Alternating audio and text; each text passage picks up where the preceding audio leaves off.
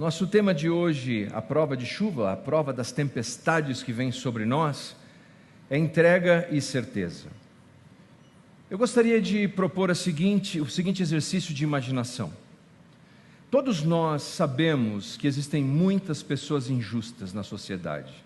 Basta ler o jornal, assistir o noticiário. Há pessoas que vocês veem no jornal, eu sei disso, e você ora e fala: Deus, mas esse fulano vai continuar aí? E você pede, você ora e tem a sensação de que Deus não está respondendo porque aquela pessoa continua lá. Aliás, algumas vezes não apenas estão lá, como estão prósperos, sadios. E nós entramos numa crise interior em relação a essas injustiças. Então imagine comigo a seguinte situação, que um homem assim, muito mau, impiedoso, injusto, que blasfema contra o próprio Deus, imagine você, que ele está sendo filmado e você está assistindo o filme. Ele está sentado numa poltrona, sobre a mesa dele tem comidas maravilhosas, aquelas que você mais deseja estão ali. Comidas gostosas, bebidas finas, está tudo na mesa dele. E você sabe que ele é um injusto, ele é um ímpio, ele é um homem que sequer respeita a Deus. E quando você olha para aquilo, seu coração se enche de mágoa e de tristeza, e fala: como pode isso? Mas então naquela cena, você tem o que eles chamam de zoom out. A câmera começa a se afastar aos poucos. E agora você percebe que aquele homem que está sentado, tomando aquela refeição tão rica, ele está numa cela. Ele está por trás de grades. E o zoom continua abrindo.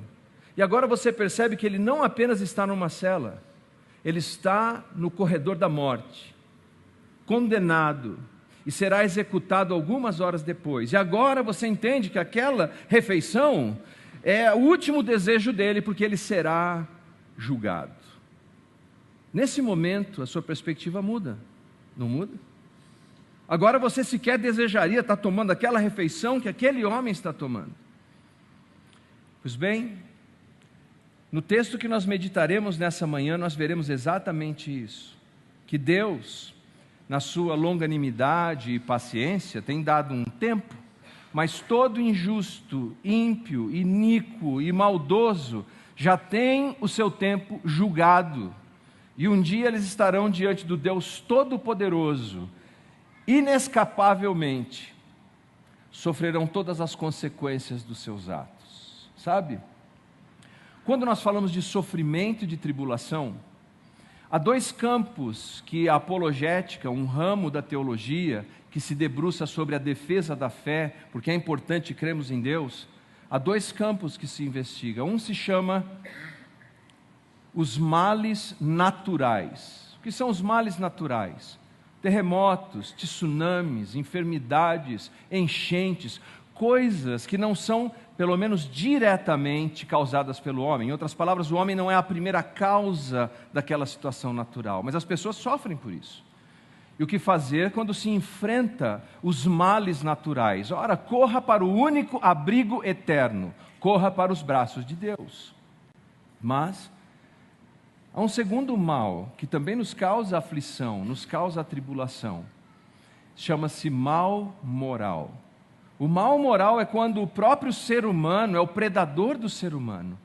Abusa, explora, engana, trai, humilha, maquina maldades. Esse é o mal moral. Seja qual for, se é um mal natural, se é um mal moral, aqui estamos nós, entre um e outro. E a única saída e esperança que nós temos é nesse Deus que cantamos, que Ele é santo, santo para sempre. Davi tem um conselho importante para todos nós, porque ele trata exatamente das tribulações, e particularmente as tribulações causadas pelo mal moral. Abra sua Bíblia, por favor, no livro dos Salmos, e nós vamos meditar brevemente no Salmo 37.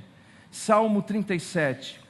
Neste salmo, Davi nos apresenta os ímpios nessa condição, como aqueles que já estão julgados, que vemos hoje, mas amanhã não estarão lá, e portanto, nós jamais deveríamos invejar aqueles que praticam o mal. Salmo de Davi, número 37, a partir do primeiro versículo. Se você encontrou, por favor, diga amém. Não te indignes por causa dos malfeitores, nem tenha inveja dos que praticam a iniquidade, pois eles dentro em breve definharão como a relva e murcharão como a erva verde. Confia no Senhor e faze o bem, habita na terra e alimenta-te da verdade. Agrada-te do Senhor e Ele satisfará os desejos do teu coração. Entrega o teu caminho ao Senhor, confia nele, e o mais Ele fará. Fará sobressair a tua justiça como a luz, e o teu direito como o sol ao meio-dia. Descansa no Senhor e espera nele. Não te irrites por causa do homem que prospera nos seus maus caminhos, por causa do que leva a cabo os seus maus desígnios. Deixa a ira, abandona o furor, não te impacientes, certamente isso acabará mal. Porque os malfeitores serão exterminados, mas os que esperam no Senhor possuirão a terra. Mas um pouco de tempo, e já não existirá o ímpio. Procurarás o seu lugar e não o acharás. Mas os mansos herdarão a terra e se deleitarão na abundância de paz. E eu digo, aleluia, e se você crê, diga, aleluia.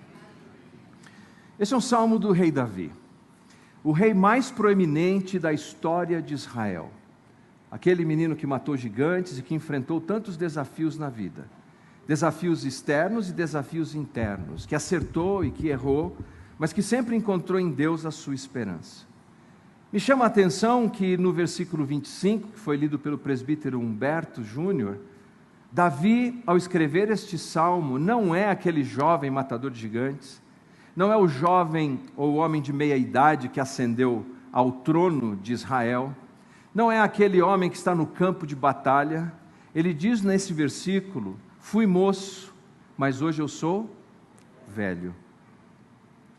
É um salmo escrito por uma pessoa que tem uma grande quilometragem na vida, que já enfrentou altos e baixos, que sabe o que é sofrer por escolhas erradas, ou por ser vítima da escolha errada de outros. É um homem que tem lastro, extrato, para dar conselhos. É por isso que este salmo é tão curioso.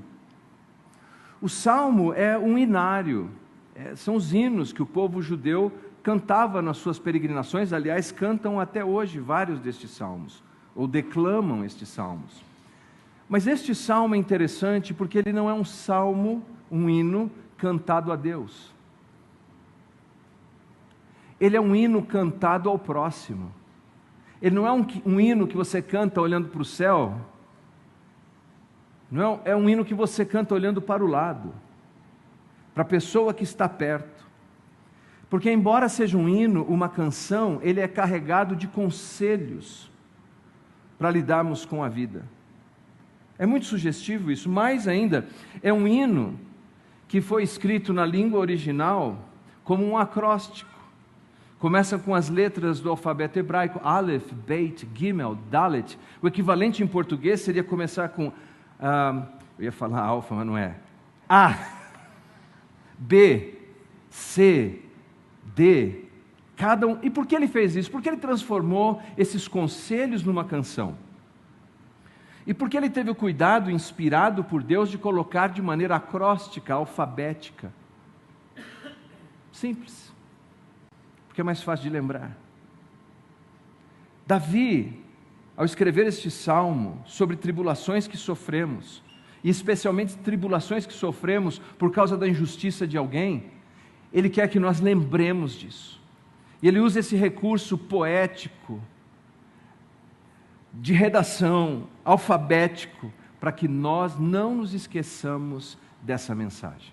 Essa mensagem será uma âncora nos dias de tempestade que sacodem o nosso barco. Quando a minha filha mais velha deu uma derrapada ainda em casa, e eu disse a ela, eu preciso te ensinar algo e eu preciso que você lembre disso para sempre. E eu compus o Salmo de Leandro, proverbial, bem curtinho. Eu escrevi e disse a ela para escrever algumas vezes, muitas vezes. E o texto é assim: mentir é feio e pecado. O pai da mentira é o diabo. Bom, hoje ela está com 32 anos.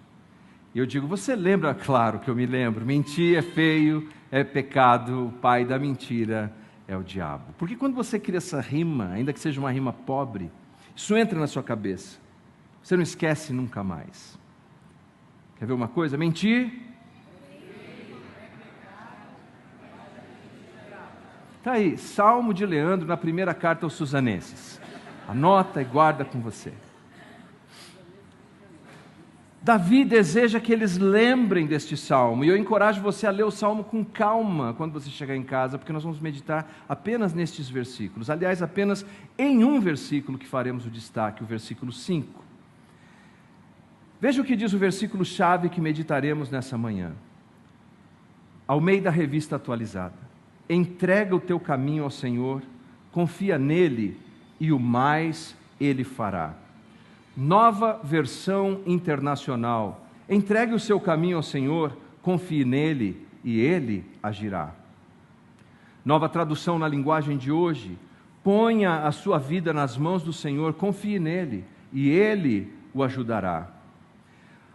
A Nova Bíblia Viva em português. Deixe nas mãos do Senhor tudo o que você for fazer, confie nele de todo o coração e ele fará o que for necessário. Bom, evidentemente, você percebeu que cada tradutor, ao meditar no texto original, optou por maneiras diferentes de traduzir a língua original.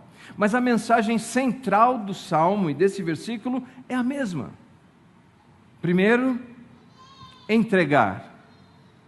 Segundo, confiar. E terceiro, descansar.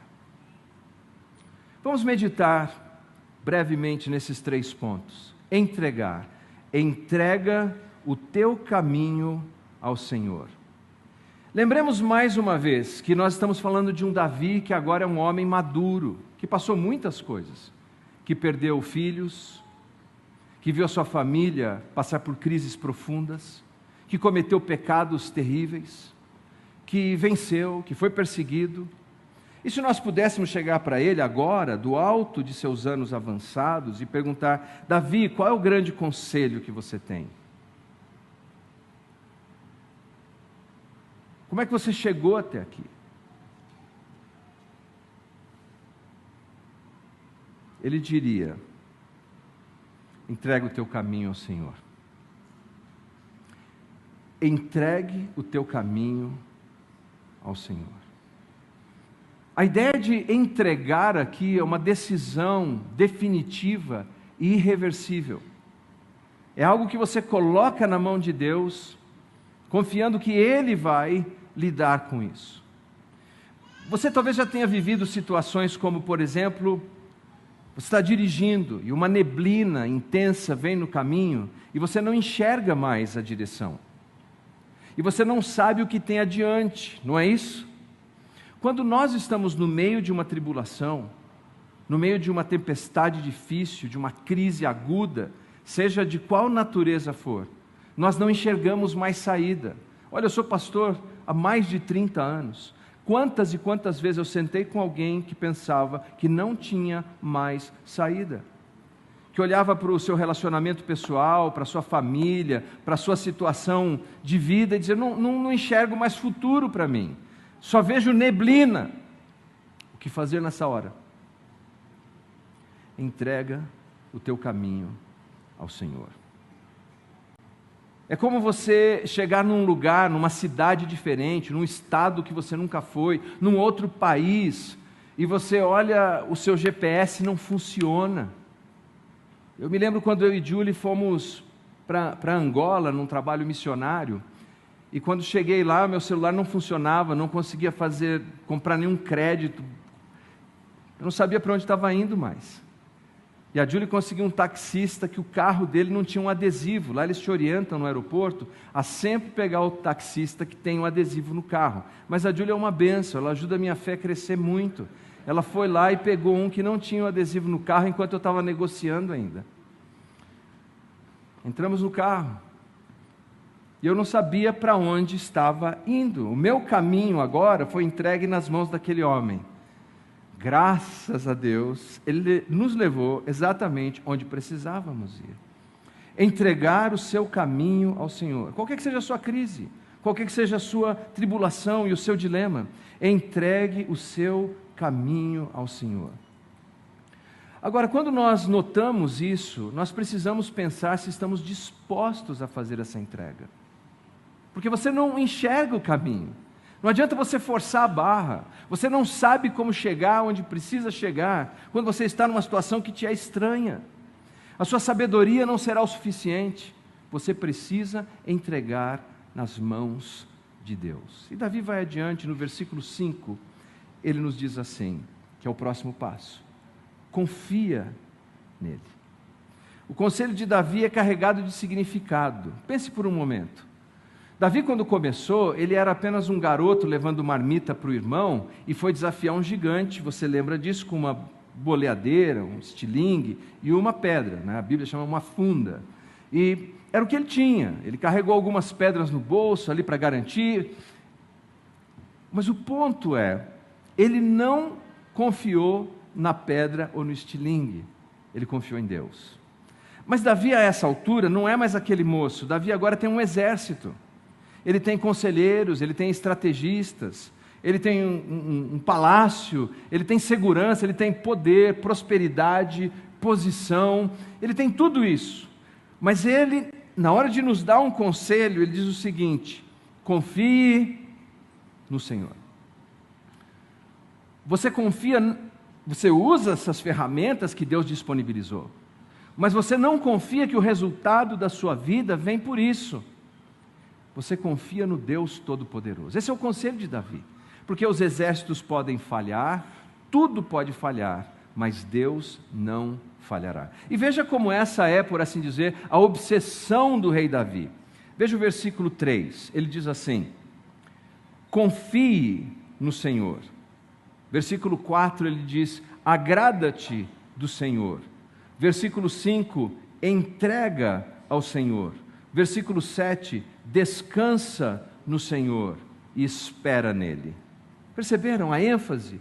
Confia no Senhor, agrada-te do Senhor, entrega ao Senhor, descansa no Senhor, espera no Senhor. Davi tem uma obsessão, que é fazer de Deus a sua segurança. Isso faz total diferença em nossas vidas.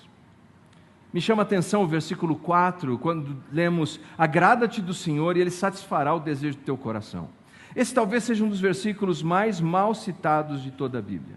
Algumas pessoas veem nesse versículo, está comigo aí, diga amém, como uma relação de transação comercial com Deus. É assim: Deus, eu me agrado de Ti, então agora eu quero aquele negócio lá, hein? E acham que Deus vai dizer: agora nós fechamos negócio, você se agrada de mim e eu vou te dar o que você quer. Essa não é a mensagem do texto. A mensagem do texto inspirada é a seguinte: seja Deus, seja o Senhor, aquele que agrada o teu coração. Seja o Senhor a fonte de toda a satisfação da sua vida.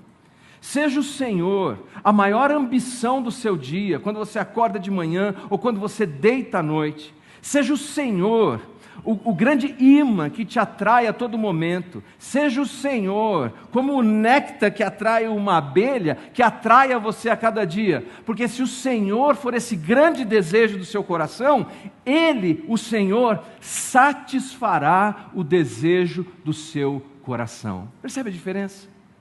Não são coisas, não são lugares, não são nem outras pessoas. É o Senhor. Ele satisfará. E então nós chegamos neste ponto fundamental. A palavra aqui é batá, que significa confia. Veja que é um passo a mais, não é? O primeiro é: entrega o seu caminho ao Senhor. Está aqui, eu entrego. O segundo passo agora é confia. Que situação você está vivendo na sua vida? Qual é a estrada que você não está vendo o caminho? Você precisa entregar ao Senhor hoje. Você está aqui hoje para entender isso, que é a hora de você falar: Senhor, esse caminho não é mais meu caminho, esse agora é teu caminho. Mas o próximo passo é confiar. Quando você talvez já viveu isso. Por exemplo, a Julie dirige muito bem. Ela não está aqui hoje, eu posso te dizer que ela quase dirige melhor que eu. Quase. Quando nós estamos no carro, e eu estou dirigindo, e ela está ao meu lado, e talvez isso aconteça com você. Que você está dirigindo, e aí quem está do lado diz o quê? Você vai virar, ou dá seta, freia, acelera, não é assim? Fica aqui como um copiloto. Você entra numa rua e fala, mas por que você pegou esse caminho? Hã? Eu tenho certeza que vários aqui vivem isso. E está tudo certo, porque aqui só tem bom motorista. Mas nós temos a ousadia de fazer isso com Deus. Nós dizemos, Senhor, o caminho é teu. Em outras palavras, está aqui o volante, eu vou sentadinho aqui. Aí Deus começa, está com neblina. Aí diz, Deus, é melhor tirar o farol alto, tá? Eu li lá na escola que não é legal. Deus, é melhor dar certo. Mas esse caminho eu não quero, Deus. Entrega o caminho e confia. Sabe por quê? Deus não está pedindo de mim ou de você que nós saibamos qual é a saída nessa estrada. O que Ele está pedindo de mim e de você é que confiemos que Ele sabe qual é a saída para a estrada. Entrega o caminho e confie no Senhor. E terceiro, descanse, descansar, versículo 5, na parte C, e o mais Ele fará. Interessante a palavra fará aqui, pode ser traduzida de várias maneiras do hebraico. Agirá, produzirá, moldará. Por exemplo, esse uso está em Gênesis capítulo 1, no versículo 7, que diz assim, que Deus fez o firmamento. A palavra é Deus moldou o firmamento. O convite de Davi é que pensemos no seguinte, que quando nós entregamos o nosso caminho ao Senhor, quando confiamos no Senhor, Ele agirá, Ele fará, Ele moldará.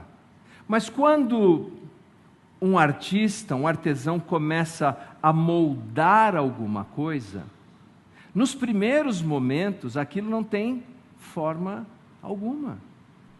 Um oleiro que começa a mexer o barro e amassa o barro e molda o barro, num primeiro momento é só isso que você tem, uma coisa sem forma. E aí alguém olha e fala, será que isso vai ficar bom? Será que sai alguma coisa boa daí? Será que sai alguma coisa interessante? Queridos, confiança é produto, é subproduto de relacionamento, de convivência, de conhecer. E quando nós conhecemos Deus, nós sabemos, primeiro, por meio da revelação da sua palavra, que Deus é poderoso, todo-poderoso. Mas Ele não é só todo-poderoso, Ele é bom. Ele não é só bom, Ele é misericordioso. Ele não é só misericordioso, Ele é sábio. E eu e você, por mais virtuosos que sejamos, não chegamos nem perto da grandeza, da sabedoria, do poder desse Deus que é santo, que os anjos cantam santo, santo, que significa extraordinário, extraordinário, Ele é extraordinário. Santo significa isso. Ele é tão extraordinário que quanto mais eu me relaciono com Ele, eu digo, Deus, eu não estou entendendo nada, não sei por que esse é o caminho, não sei por que o Senhor virou para a direita, não sei por que o Senhor pôs na pausa, mas eu sei que o Senhor é bom, é poderoso, é santo, é justo, é misericordioso, é sábio e é o maior artesão de todo o universo, de toda a história, e o Senhor está moldando algo que um dia eu vou olhar e dizer, isso é maravilhoso. Ele está fazendo. Quando Michelangelo recebeu do Papa Júlio II a missão de 1508 de pintar lá no Vaticano a Capela Sistina, vocês lembram disso? Ele começou a trabalhar ali, mas todos que estudarem a história desse homem, a sua biografia, sabem que ele era extremamente meticuloso no exercício da sua tarefa artística, não é isso? E por causa desse cuidado e desse zelo, à medida em que ele ia trabalhando cuidadosamente, dia após dia, medindo, ele era alvo de muitas críticas. As pessoas diziam: está demorando demais, aquilo ali não está bom. Alguém disse: Michelangelo, acelera o processo, está muito longe. Ninguém nem vai ver esse detalhe, ninguém nem vai saber que está assim. E dizem os biógrafos que ele respondia: eu vou saber que está assim, eu vou saber que ainda tem um defeito aqui. Então ele continuava meticulosa e cuidadosamente produzindo aquela pintura. Mas claro, chegou um dia que todos chegaram naquela capela e a obra estava pronta, e eles puderam contemplar uma peça de arte incomparável. Essa história de Michelangelo nos ajuda a pensar um pouco que muito mais do que isso, Deus está pintando a nossa vida. Ele está fazendo mais que uma Capela Sistina na sua vida, sabia disso? Mas muito mais. A obra que Deus está realizando na sua vida é tão formidável que eu diria o seguinte: o tempo que nós temos aqui é insuficiente. Por isso, quando nós esperamos de Deus, não podemos esperar apenas temporal, 20 anos, 30 anos, 100 anos. Quando esperamos de Deus, nós temos que esperar uma obra de proporção eternal. O que Deus está fazendo na sua vida é algo com proporções eternas. Ele vai transformar você, Ele vai nos transformar na imagem do seu Filho Jesus. E que obra é essa? Os anjos no céu provavelmente vão dizer: estou de queixo caído. Um Leandro transformado em imagem de Jesus. Santo, Santo, Santo é o Senhor dos exércitos, o Todo-Poderoso. Toda a terra está cheia da sua glória. Hoje, voltemos ao versículo 5. Entrega o teu caminho ao Senhor, confia nele, e o mais Ele fará. Vamos colocar em pé.